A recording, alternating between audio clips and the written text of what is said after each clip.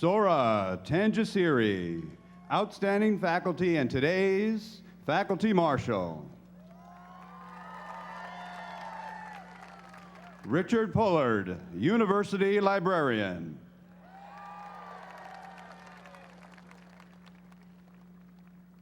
Harry Norman, Associate Vice President, International Programs and Dean, University Extended Education. Joseph Arnold, Dean, College of the Arts.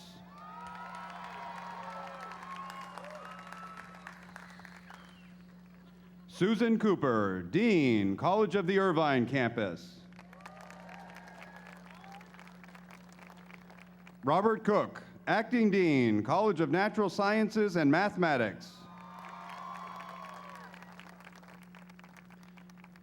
Brahman Unakrishnan, Dean, College of Engineering and Computer Science.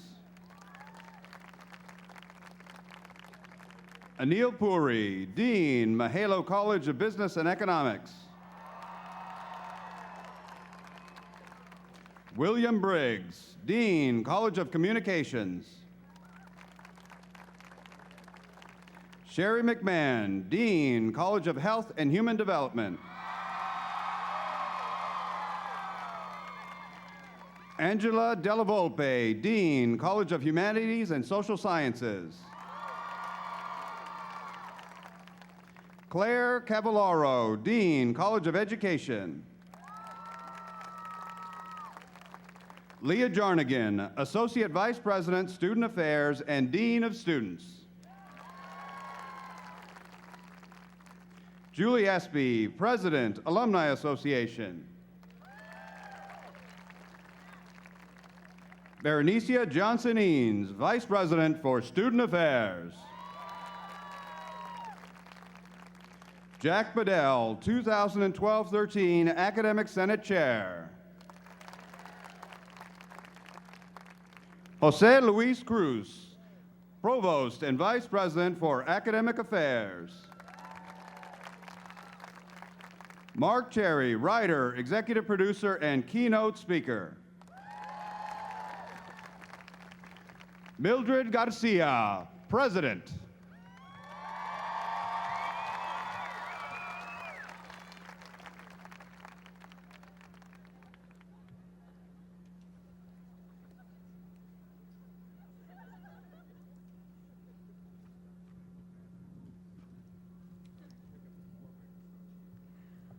Welcome to the class of 2013 commencement ceremony at California State University, Fullerton. I am Dr. Sora Tanjasiri, Professor of Health Science, and today I'm serving as the University Faculty Marshal. Please stand as the Cal State Fullerton ROTC Honor Guard proceeds with the presentation of colors.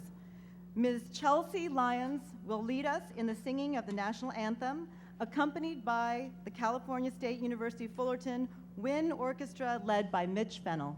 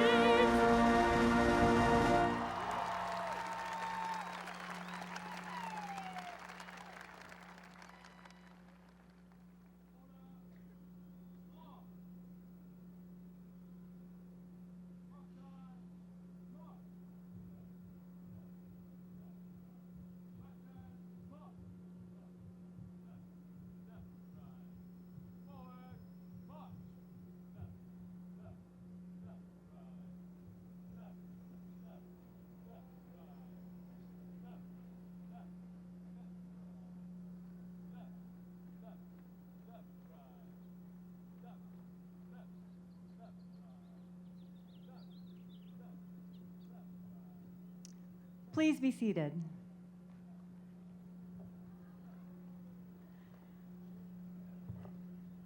The 2013 commencement ceremony of California State University Fullerton has begun. There are many special guests in the audience today, and we extend our heartiest welcome to each and every one of you. On behalf of the university community and the class of 2013, we thank you for joining us to celebrate these students and their accomplishments. Each student will receive a certificate of recognition for participation at their college graduation ceremony, where their individual name will be called. Their certificate is signed by the dean of their respective college and the president of the university. At this time, I would like to invite to the podium the president of California State University Fullerton, Dr. Mildred Garcia. Thank you, Dr. Tanjasiri. It is an honor to recognize you as the Outstanding Professor of the Year and to your role as the Faculty Marshal. Congratulations on receiving this well-deserved award. Dr. Tanjasiri's colleagues recognize her outstanding achievements and dedication to her students and research. Her students consistently rate her as among the best teachers in her college, and her supervisors greatly value her commitment to student success through her mentorship and guidance. Since joining the faculty in 2003, Dr. Tanjasiri has focused on the community health needs of diverse populations, particularly Asian Americans and Pacific Islanders, and garnered more than $15 million in grants to fund research focused on reducing cancer health disparities in underrepresented communities. Her research has been widely published in peer-reviewed journals, and she has presented at conferences nationwide. Dr. Tanjasiri is a professor of health science, the internship coordinator of the Master of Public Health program, and director of the university's Health Promotion Research Institute. Please join me in thanking and congratulating Dr. Sora Park Tanjasiri.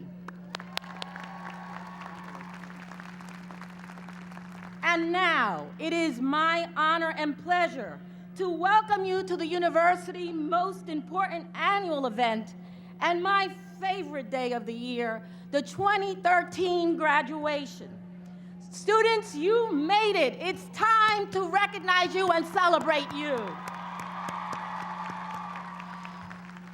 Class of 2013, this is a special day for me too, for this is my first graduation as your president at Cal State Fullerton. And you know what they say, you always remember your first. A very good mentor shared with me that president's remarks at graduation should be short, and I will do my best to be brief, because this morning you are in for a real treat with our commencement speaker, Mr. Mark Cherry. Graduates, we are so proud of you. We know that you have worked real hard to get here. You worked hard when it wasn't easy to work hard. You had 100 things to do. You were sick or tired of it all, had family responsibilities, job responsibilities, but you did outstanding work when you had so many other things occupying your time. In addition to celebrating your hard work, we know that many of you had support of family and friends. Please join me in thanking everyone who helped you and your family and friends.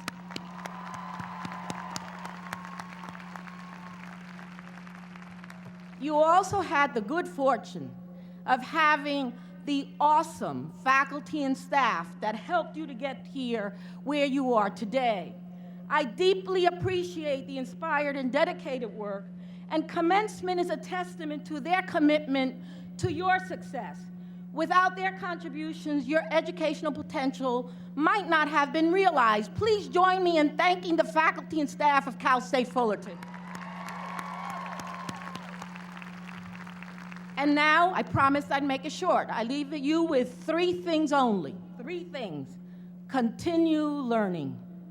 This degree will open up doors for you, and you will be in a world changing that world forever. Continue learning and do it with passion. Number 2, give back. We know that within your chosen professions, you will do wonderful things. Please reach out and help others. If every one of us just grabbed one student, one person, and took their hand and walked them up to become where you are today, a degree from Cal State Fullerton, what a wonderful world this would be. So give back. And number 3, remember your alma mater, Cal State Fullerton. Today you become alumni, our ambassadors to the world. Come back, tell us all the great things you are doing, and help us become the premier comprehensive public university in the nation. Tell us about your accomplishments. And finally, continue to do your very best. Go out, make us proud, and make a difference in the world. Congratulations.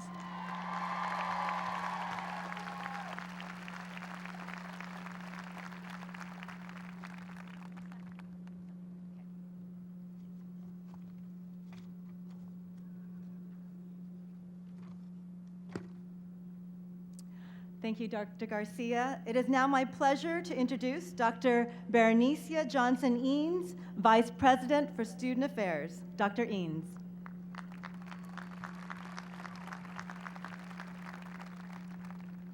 Hello, and congratulations. It is my great pleasure to wish you well, to tell you that we have enjoyed you, and I hope you've enjoyed each other. We want you to continue to always know that in the Titan family, you savor education, and you look back, you reach back, and you take care of each other. Today, enjoy this experience. Don't let anything distract you from this moment because you earned it. All of your hard work is paying off. I want you to say thank you to each other and to those people who helped you along the way. And remember that we believe in you now, today, and always. Go Titans.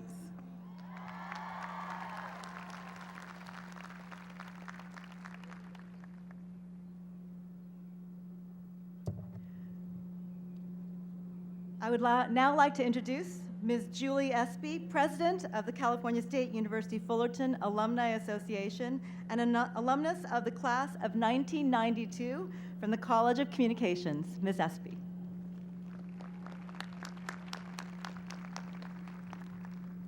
Good morning.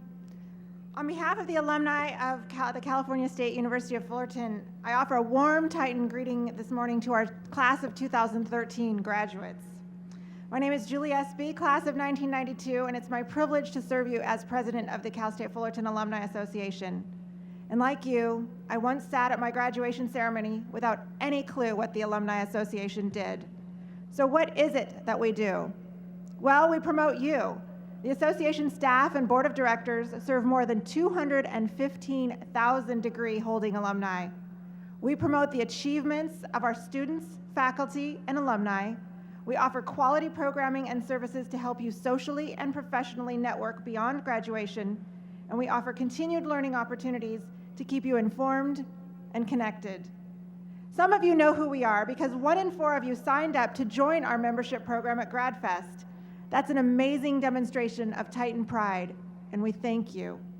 We're excited to have you join the ranks of alumni, and we will continue to be here for you.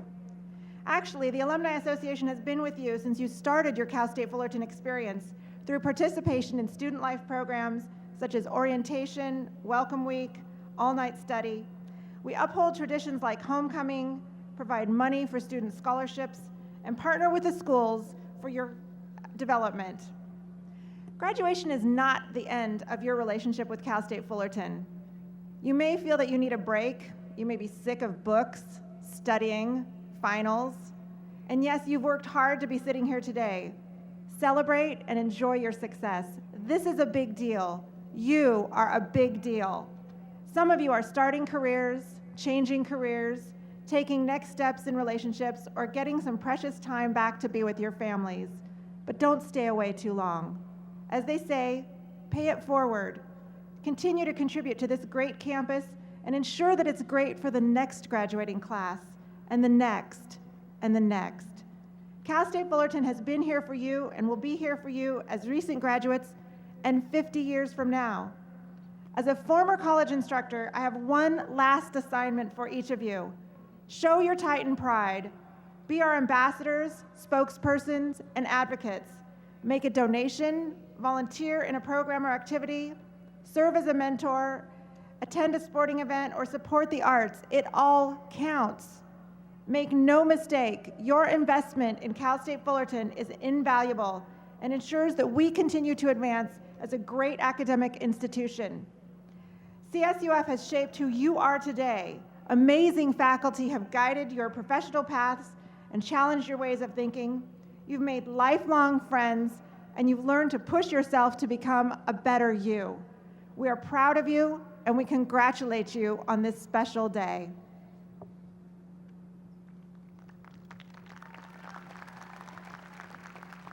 Thank you, Ms. Espy. At this time, I would like to introduce Dr. Jack Bedell, Professor of Sociology and Chair of the Academic Senate, who will give greetings on behalf of the faculty. Good morning.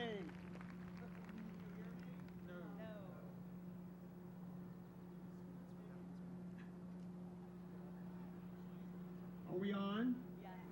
Thank you. We're going to do something a little different this morning. Faculty should be close to students. Students should be close to faculty, right?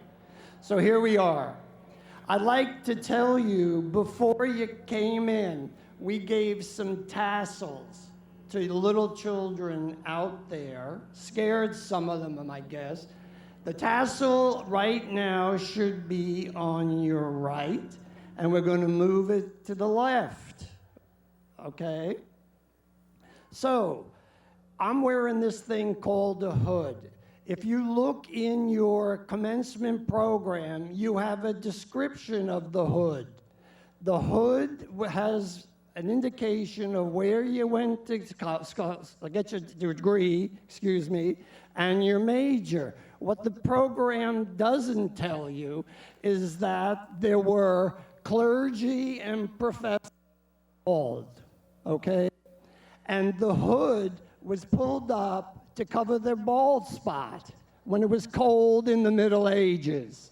Now that's not in your program, okay? But your faculty hope that you explore things and get intrigued by and explore further. Now, there are two words you probably don't want to hear today, and that's general education, okay? Your faculty have spent thousands of hours creating those courses, and they have themes running through them, such as connectedness, helping others, and supporting people. So I'd like you to picture it. Don Cherry here, Golden Girls, Sophia. There's a man in the courtroom there because he stole a can of peaches. And the judge says to him, how many slices of peaches were in that can? And he says, 6, Your Honor. And she says, let me tell you what I'm going to do. I am going to sentence you to 6 months in jail, 1 month for each slice of peach. And the judge says to him, do you get that? He says, yes. 6 slices, 6 months. At that very moment, his wife jumps up in the back of the courtroom and says, he also stole a large can of peas. Now, you got that. That means the critical thinking component of your GE program worked. So, several years ago, almost 2000, Plutarch talked about the need to listen. And he said, need to listen, well, you'll profit from them, even if they talk badly and don't make sense. Well, as a faculty member who's been here over 40 years, I can tell you, I know you may have had one or two faculty members who were a little less than cool, okay? However, I do know that they were deeply committed. You have many of them in the audience today, glassy-eyed from grading your exams, okay? That's what that's from, all right? So listen. That great American philosopher, Stephen Colbert said, to be a successful citizen, you have to do service. And for Stephen Colbert, service was making love visible. Think about that. There are people back here today, thousands and thousands of people who helped you get here. Thank them. Tell them that you love them. And if they gave you a gift, write them a thank you note. They'll appreciate it. We're tied together.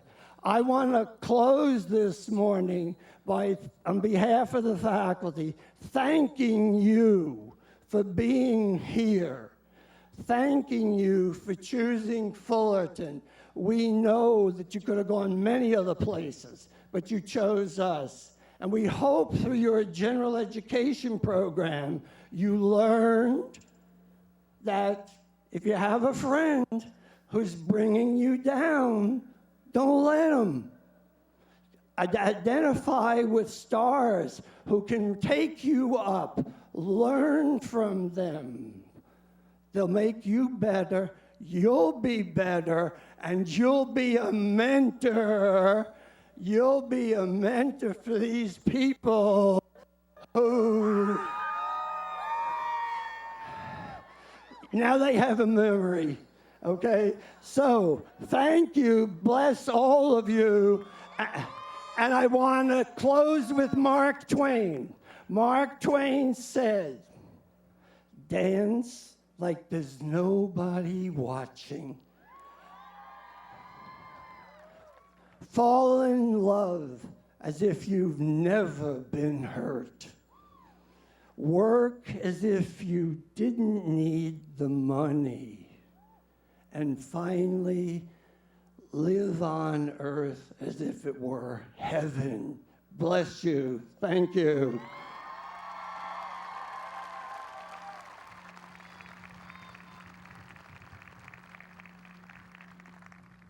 Thank you, Dr. Bedell. At this time, I would like to introduce Mr. Wayne Mason, Jr., President of the California State University Associated Students. Mr. Mason.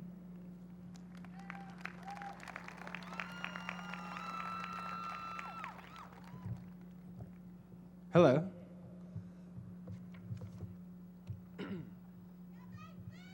Oh, yay. Hello. Allow me to introduce myself. My name is Life After College. You can call me Life for short. Welcome to me.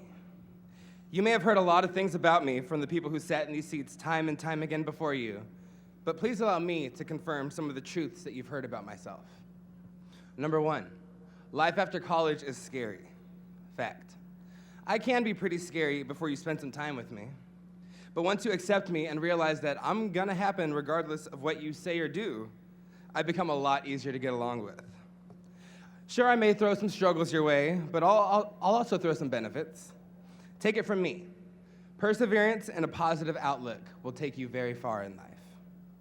Number two, life is beautiful. Fact. Number three, life goes on. Fact. Life does go on, but only because you go on. I, life, exist in all of my beauty and all of my faults because of the people that create me. Life. When we fall, we choose to pick ourselves up or lie down. When we make mistakes, we either grow from them or we forget about them. Life does go on, but life is not something that happens to you. It is only when you happen, when you allow yourself to go on in all of your glory, that you truly thrive. Life happens because of you and in spite of you. It is up to you to make life happen for you. Number 4, life is still beautiful. Fact. These past years may feel like your entire life. You've grown up, you've loved, you've laughed, you've cried, you've lost, and judging by today's festivities, you've won. As you move farther and farther away from this institution, you also move closer and closer to realizing your own dreams and aspirations. With this move, it becomes apparent that the past 4, 5, 6, 7, 8 plus years have been but a chapter in a much larger and deeper story. It's the story of your life, and it's beautiful because you allow it to be. Number 5, life will bite you in the excuse me. Fact, I will. You see, I'm hungry. Life is starving, and I've got an appetite for the stragglers. So don't get comfortable. Now, that doesn't mean be miserable. Don't mistake comfort for happiness, and don't mistake happiness for satisfaction. Disagree if you will, but I believe happiness occurs when you find peace and joy in what you are doing and who you are becoming. Satisfaction occurs when you are pleased with what you've done and who you are. Keep moving forward because life keeps moving. Be beautiful and positive because life is beautiful. And stay hungry for much more because life is oh so starving. Number 6, last one. Life is beautiful and it will continue to be beautiful. Still a fact. Allow me to introduce myself. My name is Dwayne Mason. I've been your ASI president and CEO for what is almost the past year. And though I am not part of the class of 2013, I do wish to congratulate each of you. Those of you who came here directly out of high school, those who transferred from a different institution or a different country. Topanga, she's graduating. Those who started lives and careers as adults and decided to return to receive an education, and everyone in between. On behalf of the associated students and all of the students here at California State University, Fullerton, I wish to extend congratulations to each of you on reaching this landmark. It is my belief that we, as human beings, each hold the capacity to have a positive impact on one another and the world around us. What separates us is choice. So go ahead, Titans. Graduate and make the choice. Choose to move forward. Choose to be beautiful, and choose to stay hungry. Cheers to the class of 2013. Get on out there and tear it up. Thank you.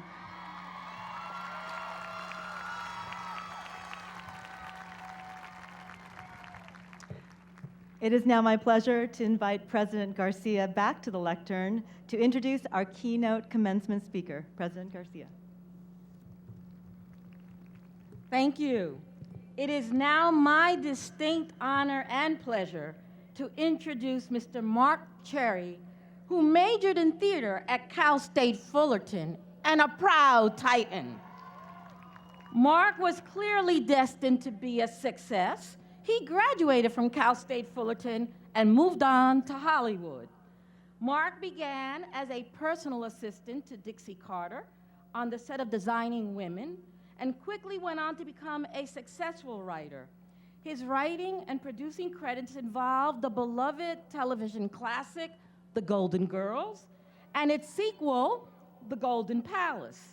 He was writer and executive producer on numerous television comedies and got another big break in 2004 when his original Desperate Housewives script went into production. It was immediately a groundbreaking success and quickly developed a devoted worldwide fan base, which included your president. Mark was creator and executive producer of Desperate Housewives for 8 successful seasons, and to date has won 7 Emmys, 3 Golden Globes, more than 30 other awards and 110 nominations. He is currently filming his new series, Devious Maids. We could not be more thrilled that he has taken time from his very hectic schedule to join us today. Class of 2013, ladies and gentlemen, you are in for a real treat. Please give a warm Titan welcome to Mr. Mark Cherry.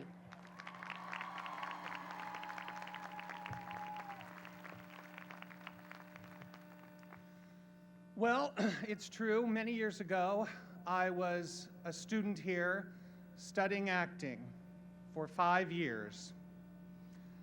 I left this university and I went to Hollywood, and I never got a single job as an actor. I'm here today because I want my tuition back.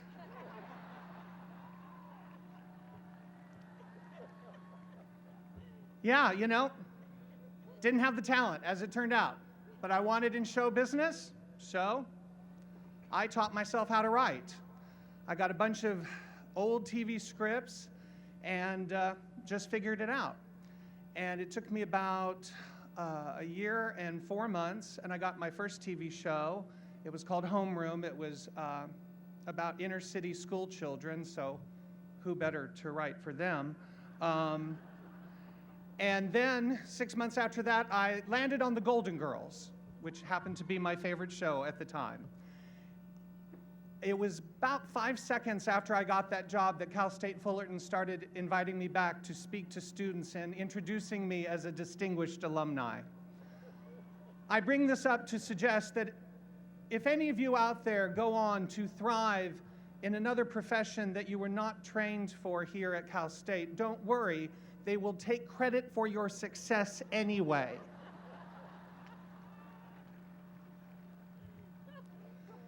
This is my second time coming to a graduation here at Cal State Fullerton. The first time I came was my sister's graduation. She studied education here, became a teacher, and I came to her graduation in 1995.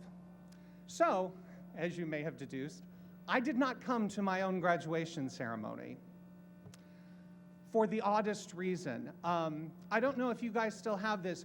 To get your diploma, do you guys still have to take the writing proficiency exam? You know, they instituted that to prove, you know, that the graduates, as they were leaving, knew how to write, because apparently in the 70s, a whole bunch of people were graduating who didn't know how to write. And by people, I mean athletes. And so what happened was they had this test to prove that you knew how to put a noun to a verb, and the weekend that they offered the test, I had another engagement. I was on the $100,000 pyramid. And so instead of getting a diploma, I got a trip to Hawaii, a VCR, and $15,000. And when I told my mom I wasn't getting my diploma, she was furious. She said to me, "No, you're gonna need that piece of paper." And I said, "Mom, I'm going into show business. No one cares if I have a BA in musical theater." And she didn't care. She was devastated. I disappointed my mom. Well, I go on to write on The Golden Girls, and one day I run into Dean Hess, who was my very favorite professor here at Cal State Fullerton. And I said to Dean, you know, it's so ironic. I didn't get my diploma because I didn't prove to the state of California I knew how to write, and I'm now a professional writer. And I thought it was kind of funny. And Dean Hess says to me, "Well, I don't like that. I don't think that's appropriate." And I said, "Well, you know, what can I do?" And he said, "You know what? I'm going to talk to the Board of Regents, and I'm going to get them to waive that requirement for you." And I thought, "Oh, that's okay. I don't want to cause a thing. That's okay." And he goes, "No, I'm going to do this. I'm going to do this." Well, a couple years go by, and I forget all about it, quite frankly. I'm on, you know, in Hollywood doing my thing. And then we come to my sister's graduation in 1995, and I'm seated out in the back there with my mom, you know, listening to all the speeches, and I got a little bored. And I start flipping through the program that they give everyone, telling you who's graduated from what school. And I turn to the School of Theater and Arts, and I look, and I was one of the graduates. And I turn to my mother and I say, Mom, look, I graduated. And my mother starts sobbing, heaving sobs back there. Everyone's looking at us. I'm massively embarrassed.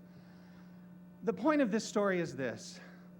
No matter how much this day means to you, it means a lot more to the people back there. So good job on making them happy.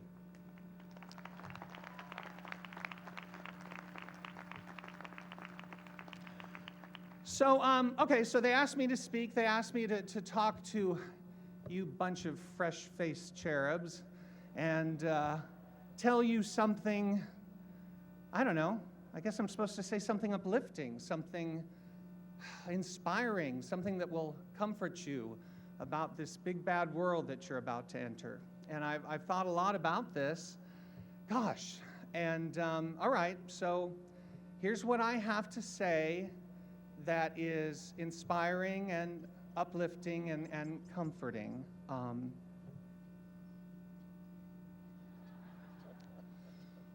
One day, all of you are going to die.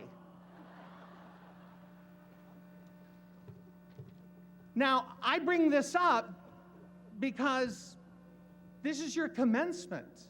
You know, your life just commenced. This is the day that you become adults, you take responsibility for yourself, and, you know, you start that rat race, you know?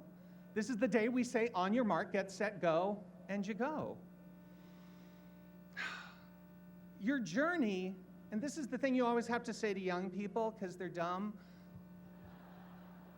you don't know how quick the next 30 years are going to go. You have no idea. And I'm looking at you and I can't impress upon you that your youth is merely on loan to you. Time is a thief and it will take what you take for granted. I think it's important to play hard during the summer of your life, but I also think that you must prepare for winter because it is coming. You know, as we get older, certain doors start closing for us, and you may think, well, one day I'll do that, and then you look up from your life and you see, gosh, it's too late, and then you have regrets. So I implore all of you, if you have a dream, go after it now, because tomorrow it may be too late. And while we are on the topic of dreams, let me give you another inspiring, uplifting observation on your upcoming journey. One day, all of you are going to fail. I'm not kidding. Each and every one of you is going to fall flat on your face. You are going to be humiliated. It is going to be painful. You'll probably fail more than once. You know what we call these failures? Experience. And that is a very valuable thing to have. Failure is how we learn. To tell a personal story, in 1995, I created this horrible TV series about flight attendants called The Crew. It sucked. The critics dubbed it the worst new show of the season, and I remember reading these reviews and just being absolutely devastated. But it was that experience that also led me to rethink about how I was creating television. I realized that I needed to dig deeper. I needed to have something to say. I needed to show people something about themselves that other writers weren't showing them. So I began to look for something to talk about. A couple of years later, I was at my mom's house in Brea, and we were watching coverage of the Andrea Yates trial. For those of you who don't remember, she was the mother in Texas who drowned all of her children in a bathtub. And I remember being absolutely horrified by this. And I turned to my mother and I said, gosh, can you imagine a woman being so desperate that she would hurt her own children? And my mom turned to me and she said, I've been there. Well, I was stunned. And for the first time in my life, my mother started telling me stories about how alone and desperate she had been when she was raising my sisters and I on our grandparents' farm all by herself, and my dad was away getting his degree from the University of Oklahoma. You know, I was shocked because I had always thought of my mother as the perfect wife and mother, a woman who aspired to nothing more than taking care of her family, and to discover that she had moments of desperation and depression was startling to me. And it occurred to me, if my mom had moments like this, then every wife and mother must have had them. And that is how the idea for Desperate Housewives was born. But it was my failure with The Crew, that first TV show, that helped me recognize a great idea when I finally found one. Yes, all of you will fail, but I sincerely hope you never have a failure you don't learn from. Here is my final piece of advice to you today. You can find it in the Bible, and I guarantee there will be people in the audience who agree with this. Honor thy mother and thy father, if for no other reason than they occasionally give you ideas for hit TV shows. Now, a lot of you sitting out there, you might think that this day, this moment is about you. Wrong. This moment belongs to your parents. Think of what they sacrificed to get you here. Your mother gave birth to you. She ruined her body for you. She can't wear a bikini now because you ripped her to shreds. Your dad, he has to foot all the bills. Think of the stress he's gone through. He drinks now and you don't know it. He's an alcoholic. Have you guys, look at me, have you ever thanked them? Have you ever looked into the eyes of your parents and said, thank you for making me the adult that I am? You know, now some of you might want to say, oh, but Mark, my parents are like really mean and insensitive to me. And I go, you know, don't come bitching to me. Let me tell you a story about Martha Cherry. I came out to my mother as a gay man when I was 31. When I told her I was gay, her response was, and I quote, well, Mark, I would love you even if you were a murderer.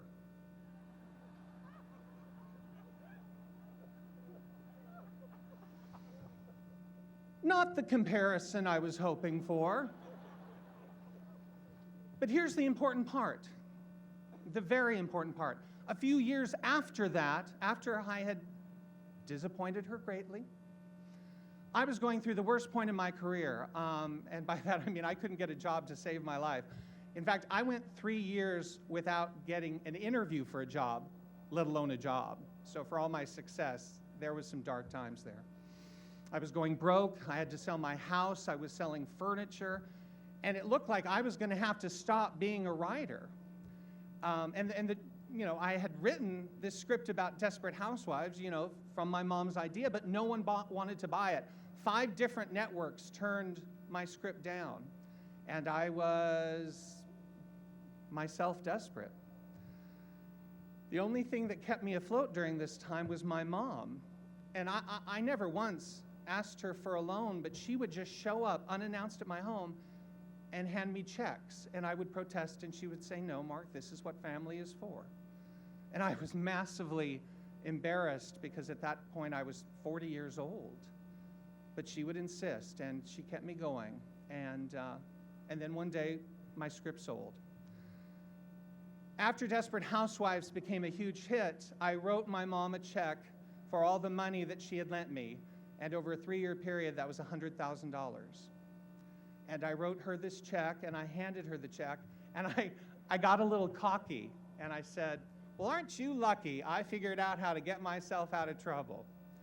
And my mother looked at me, and she said, I'm not lucky. I knew what horse I was betting on.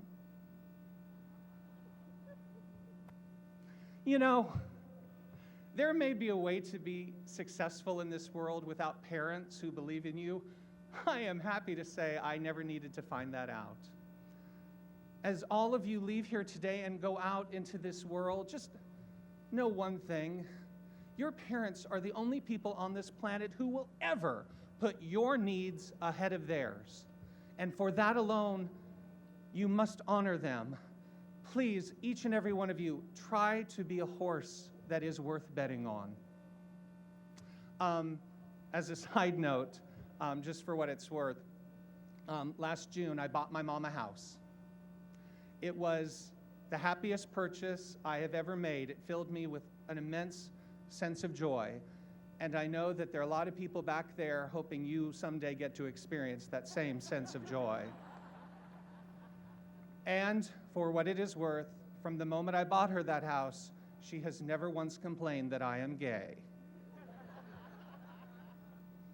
So, these are some of the thoughts that I wanted to share with the class of 2013.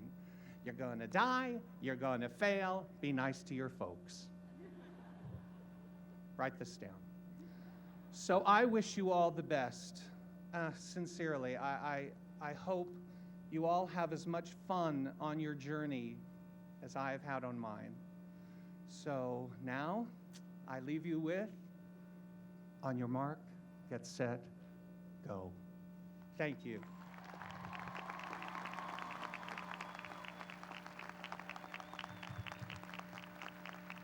Please join me in thanking Mr. Mark Cherry for those inspiring and thought-provoking words.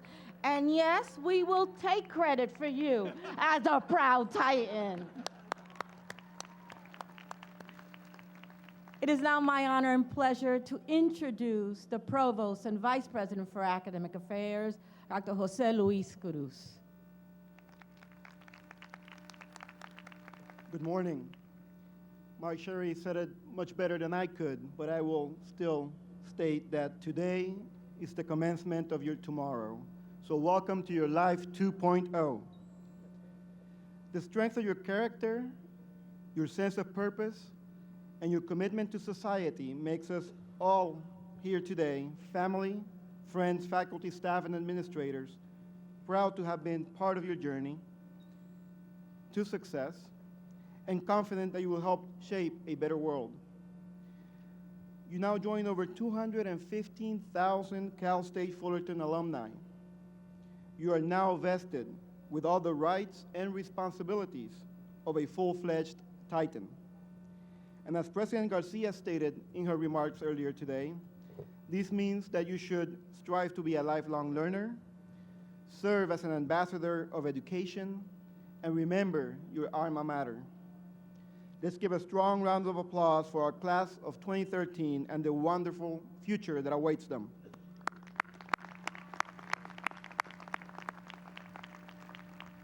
It is now time to recognize those graduates that have earned their bachelor's degrees with honors.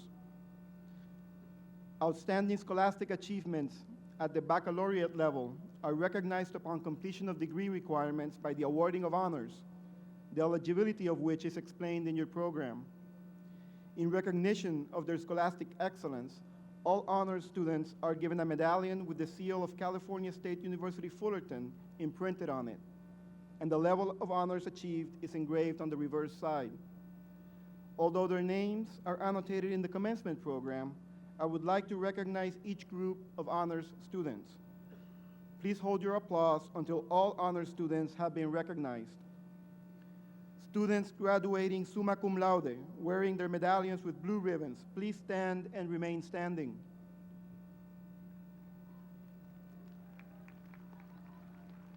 Students graduating magna cum laude, wearing their medallions with orange ribbons, please stand and remain standing.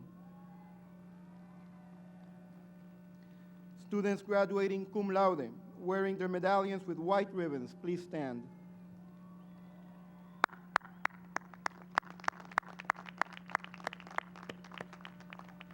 Congratulations to all our honor students. Please be seated.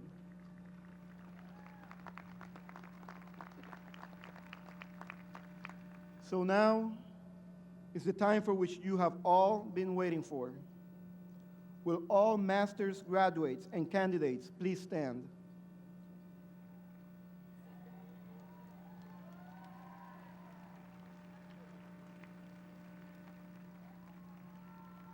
Will all baccalaureate graduates and candidates please stand? bachelor's degrees,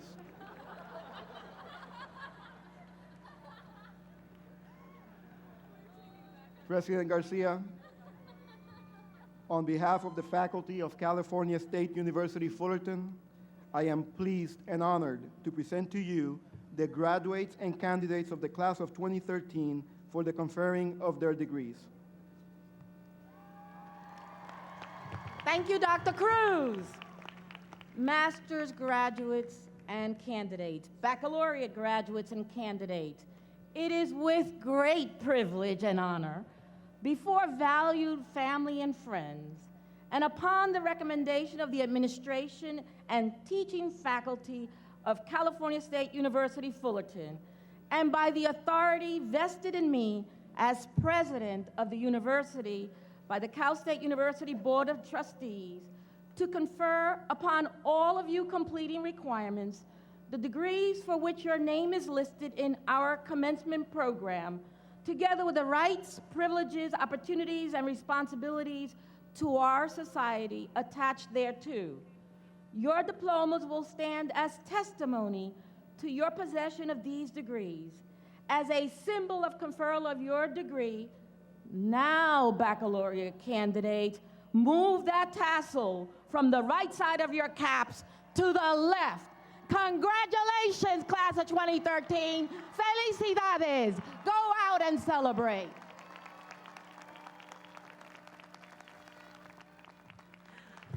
The 2013 University Commencement Ceremony is now concluded.